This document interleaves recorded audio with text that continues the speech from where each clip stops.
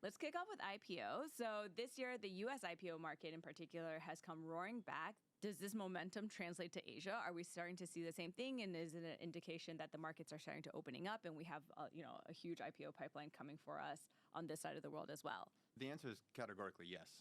Particularly in Hong Kong, we've seen, I think, something like 8 or 9 times the volume of IPOs this year than we did the year before. It's still a bit down from kind of the peak pre-COVID, pre-protest and so on. But we've had this pent-up underperformance of Hong Kong, China stocks for 3-4 years. And finally this year, the Hong Kong market's up 25, the onshore market's up 3 or 4, not down anymore. So all the Chinese companies that have been waiting to list, that for some reason could not list in New York, are now coming to town to Hong Kong. And of course, that's slightly more sensitive stuff like electric car batteries, anything defense related, anything AI related. The Chinese ones are unlikely to list in New York, and Hong Kong is home.